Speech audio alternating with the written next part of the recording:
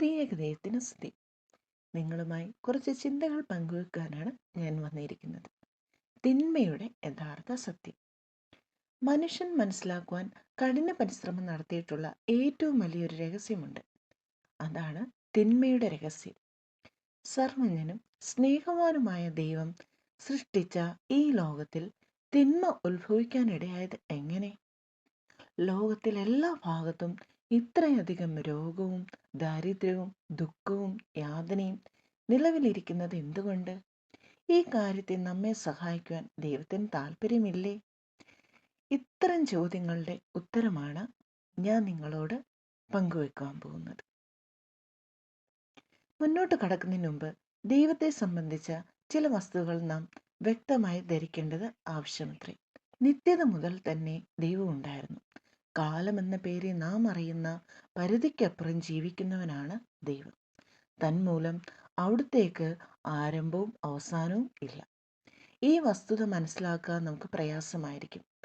മഹാസമുദ്രം മുഴുവൻ ഒരു പാത്രത്തിൽ കൊള്ളിക്കുവാൻ കഴിയാത്തതുപോലെ ദൈവജ്ഞാനത്തെ ഉൾക്കൊള്ളുവാൻ നമ്മുടെ മനസ്സുകൾക്ക് കഴിവില്ലാത്തതിനാൽ മാത്രമാണിത്. ആദി ദൈവം എന്ന വാക്കുകളോടുകൂടിയാണ് ബൈബിൾ ആരംഭിക്കുന്നത്. ദൈവം നിത്യകാലം മുതൽക്കേ ഉണ്ടായിരുന്നുവെന്ന സത്യത്തെ വിശദീകരിക്കാൻ പോലും ബൈബിൾ ശ്രമിക്കുന്നില്ല. ഒരു വസ്തുത എന്ന നിലയിൽ അത് പ്രസ്താവിക്കുക മാത്രമേ ബൈബിൾ ചെയ്യുന്നുള്ളൂ. മനുഷ്യരായ നാമുമായി വ്യക്തിപരമായ ബന്ധം പുലർത്തുവാൻ ആഗ്രഹിക്കുന്ന ഒരുവനായിട്ടാണ് ബൈബിൾ ദൈവത്തെ വെളിപ്പെടുത്തുന്നത്. എന്നാൽ വ്യക്തികളെക്കുറിച്ചുള്ള നമ്മുടെ ചിന്താഗതി അനുസരിച്ചുള്ള ഒരു വ്യക്തിയല്ല ദൈവം. ദൈവം ആത്മാവാകുന്നു. അവിടുന്ന് എല്ലാ വിധത്തിലും അന്തമറ്റവനും സ്വഭാവത്തിൽ ഒരിക്കലും മാറ്റമില്ലാത്തവനുമാണ്. അവിടുന്ന് സർവജ്ഞനും സർവശക്തനും അനന്തജ്ഞാനവും അനന്ത സ്നേഹവും വിശുദ്ധിയും നിറഞ്ഞവനത്രേ. ദൈവത്തിൻ്റെ അന്തമറ്റ സ്നേഹം തികച്ചും നിസ്വാർത്ഥമാണ്. അതിനാൽ ആദ്യം മുതൽ തന്നെ തൻ്റെ ആനന്ദവും സന്തോഷവും മറ്റുള്ളവരുമായി പങ്കുവെക്കുവാൻ അവിടുന്ന് ആഗ്രഹിക്കുന്നു. ഒരുവൻ ഒരു ധാർമ്മിക വ്യക്തിയാകുന്നതിനാവശ്യമായ ഒന്നാമത്തെ മുഖ്യ ഘടകമാണ് സ്വതന്ത്രമായ ഇച്ഛാശക്തി. നക്ഷത്രങ്ങൾക്കും വൃക്ഷങ്ങൾക്കും സ്വയം തിരഞ്ഞെടുക്കാൻ കഴിവില്ലാത്തതിനാൽ അവയ്ക്ക് നന്മയോ തിന്മയോ പ്രവർത്തിപ്പാൻ കഴിവില്ല. തിരഞ്ഞെടുപ്പിനുള്ള സ്വാതന്ത്ര്യമില്ലാതെ സൃഷ്ടിക്കപ്പെട്ടവയാകയാൽ അവ ദൈവിക നിയമങ്ങളെ ചോദ്യം ചെയ്യാതെ അനുസരിക്കുന്നു. അതിനാൽ ദൈവമക്കളായി തീരുവാനും അവയ്ക്ക് സാധ്യമല്ല. ഒരു ശാസ്ത്രജ്ഞൻ നിർമ്മിക്കുന്ന ഒരു യന്ത്ര മനുഷ്യൻ എല്ലാ കൽപ്പനകളും അനുസരിക്കുമെങ്കിലും അയാളുടെ പുത്രൻ ചെയ്യാറുള്ളതുപോലെ ഒരിക്കലും പരാതിപ്പെടുകയില്ല. ആ യന്ത്ര മനുഷ്യന് ഒരിക്കലും അയാളുടെ പുത്രനായി തീരുവാനും സാധ്യമല്ല. ധാർമ്മിക വ്യക്തിയായി തീരുവാൻ ആവശ്യമായ രണ്ടാമത്തെ ആവശ്യ ഘടകം മനസാക്ഷിയാണ്. പക്ഷികൾക്കും മൃഗങ്ങൾക്കും സ്വന്തം തെരഞ്ഞെടുപ്പ് അനുസരിച്ച് കാര്യങ്ങൾ ചെയ്യുവാൻ കഴിവുണ്ട്. എങ്കിലും അവയ്ക്ക് ഒരു മനസാക്ഷിയില്ലാത്തതിനാൽ അവ ധാർമ്മിക വ്യക്തികളല്ല. അതിനാൽ അവയ്ക്ക് വിശുദ്ധരോ പാപികളോ ആകുവാനും സാധ്യമല്ല. തന്മൂലം അവയ്ക്ക് ദൈവമക്കളാകുവാനും സാധ്യമല്ല. എന്തെന്നാൽ ദൈവം ഒരു ധാർമ്മിക വ്യക്തിയാണല്ലോ.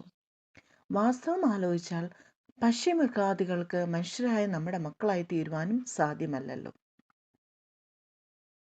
എന്നാൽ ദൈവം മനുഷ്യനെ സ്വന്തം സാദൃശ്യത്തിൽ സൃഷ്ടിച്ചു. ഇത് അവിടുത്തെ മക്കളാകുവാനുള്ള സാധ്യത നമുക്ക് നൽകുന്നു. നാം ധാർമ്മിക വ്യക്തികളാണെന്ന് നമ്മെ ഓർമ്മിപ്പിക്കുകയും നാം ദൈവിക നിയമങ്ങളെ ലംഘിക്കുമ്പോൾ നമുക്ക് കുറ്റബോധം ഉളവാക്കുകയും ചെയ്യുമാറ് നമ്മിൽ പ്രവർത്തിക്കുന്ന ദിവ്യശബ്ദമാണ് മനസാക്ഷി. സ്വതന്ത്രമായ ഇച്ഛാശക്തിയും മനസാക്ഷിയും രണ്ടും ഉള്ളവരായിട്ടാണ് ദൈവദൂതന്മാർ സൃഷ്ടിക്കപ്പെട്ടത്. ഈ ഭൂമിയിലെ ജീവിതം രോഗവും ദുഃഖവും ദാരിദ്ര്യവും യാതനയൊന്നുമില്ലാതെ വളരെ സുഖകരമായിരുന്നെങ്കിൽ ആരും തന്നെ ദൈവത്തെപ്പറ്റി ചിന്തിക്കുമായിരുന്നില്ല. അതുകൊണ്ട് തന്നെപ്പറ്റി ചിന്തിക്കുവാനും നമ്മുടെ ഞെരുക്കത്തിൽ നാം തങ്കലേക്ക് തിരിയാനുമായി ഭൗമിക ജീവിതത്തിലെ ദുഃഖങ്ങളെയും അരക്ഷിതാവസ്ഥകളെയും ദൈവം ഉപയോഗിക്കുന്നു. നിങ്ങളുടെ ജീവിതത്തിലേക്ക് സാത്താൻ കൊണ്ടുവരുന്ന പ്രശ്നങ്ങളെയും രോഗങ്ങളെയും കഷ്ടതകളെയും സ്നേഹവാനായ ദൈവം അനുവദിച്ചിട്ടുള്ളത് നിങ്ങൾ തങ്കലേക്ക് തിരിയുന്നതിന് വേണ്ടിയാണ്. ആ വിധത്തിൽ ആലോചിച്ചാൽ ആ പ്രശ്നങ്ങളും യാതനകളും ദൈവസ്നേഹത്തിൻ്റെ ഒരു ലക്ഷണമാണ്. ഇതാണ് ബൈബിൾ നൽകുന്ന സന്ദേശം.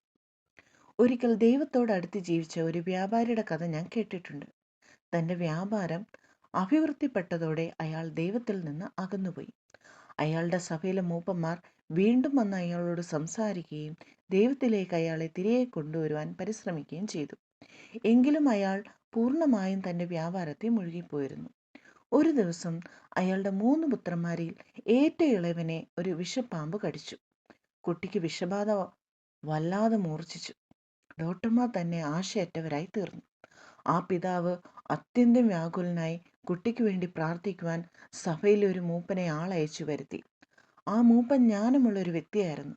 അദ്ദേഹം വന്ന് ഇപ്രകാരം പ്രാർത്ഥിച്ചു: കർത്താവെ, ഈ കുട്ടിയെ കടിക്കുവാനായി ആ പാമ്പിനെ അയച്ചതിനാൽ അങ്ങേക്ക് സ്തോത്രം. എന്തെന്നാൽ അങ്ങയെപ്പറ്റി ചിന്തിക്കുന്ന ഒരവസ്ഥയിലേക്ക് ഈ കുടുംബത്തെ നയിക്കുവാൻ എനിക്ക് ഒട്ടും സാധിച്ചില്ല. 6 വർഷമായി എനിക്ക് സാധിക്കാതിരുന്ന കാര്യം ഒറ്റ നിമിഷം കൊണ്ട് ഈ പാമ്പ് സാധിച്ചിരിക്കുന്നു. ഇപ്പോൾ ഇവർ ഈ പാഠം പഠിച്ചിരിക്കുന്ന നിലയ്ക്ക് കർത്താവെ, ഈ പൈതലിന് സൗഖ്യം നൽകണമേ. ക്യാൻസറോ മറ്റേതെങ്കിലും കഠിന രോഗങ്ങളോ ബാധിച്ച് ആശുപത്രിയിലാകുന്നവരെ ദൈവത്തെപ്പറ്റി ചിന്തിക്കുകയോ ചെയ്യാത്തയോ ആളുകളുണ്ട്. അനന്തരം പെട്ടെന്ന് അവർ ദൈവത്തിങ്കിലേക്ക് തിരിയുകയും ചെയ്യുന്നു. ആളുകൾ തങ്ങളുടെ പാപം വിട്ട് തങ്കിലേക്ക് തിരിയുവാൻ വേണ്ടി ദൈവം ഈ ലോകത്തിൽ മാരക രോഗങ്ങളെയും കഠിന ദാരിദ്ര്യത്തെയും വിപത്തുകളെയെല്ലാം ഉപയോഗിക്കാറുണ്ട്. അപ്രകാരം അവർ സ്വർഗത്തിലുള്ള തങ്ങളുടെ നിത്യഭവനത്തെ കണ്ടെത്തുവാൻ ദൈവം ഇടയാക്കുന്നു. ഇങ്ങനെയാണ് സാത്താൻ്റെ പിടിയിൽ ജനങ്ങളെ വിടുവിച്ച് നിത്യരക്ഷയിലേക്ക് നയിക്കുവാൻ സാത്താൻ വരുത്തുന്ന തിന്മകളെ തന്നെ ദൈവം ഉപയോഗിക്കുന്നത്. ഇപ്രകാരം ദൈവം സാത്താനെ വീണ്ടും ഭോഷനാക്കി തീർക്കുന്നു. സാത്താൻ മറ്റുള്ളവർക്ക് വേണ്ടി കുഴിക്കുന്ന കുഴിയിൽ ദൈവം അവനെ തന്നെ വീഴിക്കുന്നു. സാത്താൻ നശിക്കാതെ നിലനിൽക്കുവാൻ ദൈവം അനുവദിക്കുന്നതിൻ്റെ മറ്റൊരു കാരണം ദൈവജനങ്ങളെ ശുദ്ധീകരിക്കുക എന്നതാണ്. തീയുടെ ദൃഷ്ടാന്തം ആലോചിക്കുക. ലോക ചരിത്രത്തിൽ ലക്ഷക്കണക്കിന് ആളുകൾ തീപിടുത്തം മൂലം മരണമടഞ്ഞിട്ടുള്ളതായി മനസ്സിലാക്കുന്നു. എങ്കിലും ആരും തന്നെ തീ ഉപയോഗിക്കാതിരിക്കുന്നില്ല. എന്താണ് അതിന് കാരണം? ഭക്ഷണ സാധനങ്ങൾ പാകം ചെയ്യുന്നതും മോട്ടോർ വാഹനങ്ങളും വിമാനവും യന്ത്രങ്ങളുമെല്ലാം പ്രവർത്തിക്കുന്നതും തീയുടെ സഹായത്തോടെയാണ്. സ്വർണവും തീ മുഖേനയാണ് ശുദ്ധീകരിക്കപ്പെടുന്നത്. അങ്ങനെ തീ ഹാനി വരുത്തുന്നതും ആപൽക്കരവുമാവുമെങ്കിലും വളരെ നല്ല കാര്യങ്ങൾക്ക് ഉപകരിക്കുന്നതാണ്. അതുപോലെ സാത്താൻ ദുഷ്ടനും ആളുകളെ വഴിതെറ്റിക്കുന്നവനുമെങ്കിലും ദൈവം പിന്നെ അവനെ ഉപയോഗിക്കുന്നുണ്ട്. ദൈവമക്കളെ വിവിധ പരീക്ഷകളിലും അഗ്നിശോധകളിലും കൂടെ പരീക്ഷിക്കുവാൻ ദൈവം സാത്താനെ അനുവദിക്കുന്നു. അഗ്നിയിലൂടെ ശോധനം ചെയ്യപ്പെടുന്ന സ്വർണം എന്ന പോലെ അവർ വിശുദ്ധരും നിഷ്കളങ്കരുമായി തീരുന്നതിനു വേണ്ടിയാണ് ദൈവം അപ്രകാരം ചെയ്യുന്നത്.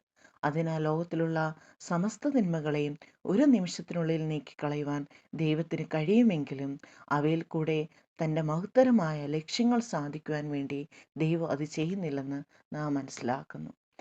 നമ്മുടെ ഇടയിൽ രോഗികളും പലവിധ ആവശ്യങ്ങളുമായി ഒരുപാട് പേരുണ്ട്. ഒരു വീടിന് വേണ്ടി, ജോലിക്ക് വേണ്ടി, വിവാഹത്തിന് വേണ്ടി, കുഞ്ഞിന് വേണ്ടി അങ്ങനെ കാത്തിരിക്കുന്ന ഒരുപാട് പേരുണ്ട്. ഒരു നിമിഷമെങ്കിലും നമ്മൾ ചിന്തിക്കും, എന്തുകൊണ്ട് ദൈവം നമ്മുടെ പ്രാർത്ഥന കേൾക്കുന്നില്ല എന്ന്. ഇന്നല്ലെങ്കിൽ നാളെ നമ്മുടെ പ്രാർത്ഥനയും ദൈവം കേൾക്കും. എന്തുകൊണ്ട് ഈ താമസം വരുന്നു എന്ന് പറഞ്ഞാൽ അത് ദൈവത്തിങ്കിലേക്ക് കൂടുതൽ തിരിയാൻ വേണ്ടിയിട്ടാണ്. നമ്മുടെ പ്രാർത്ഥന ഒരിക്കലും മുടങ്ങരുത്. നമ്മൾ പ്രാർത്ഥിച്ചുകൊണ്ടേയിരിക്കണം. ഒരു ദിവസം നമ്മുടെ ആവശ്യവും അവൻ നിറവേറ്റി തരും. നമ്മുടെ ദൈവത്തിന് അസാധ്യമായി ഒന്നുമില്ല. ഒരു ദിവസം നമ്മുടെ പ്രാർത്ഥനയും ദൈവം കേൾക്കും. നമ്മുടെ ആവശ്യങ്ങൾ നിറവേറ്റി തരും. നമ്മുടെ രോഗത്തിന് സൗഖ്യം തരും. അതിനുവേണ്ടി നമുക്ക് കാത്തിരിക്കാം. ദൈവം നമ്മെ എല്ലാവരെയും അനുഗ്രഹിക്കട്ടെ. ആമേൻ.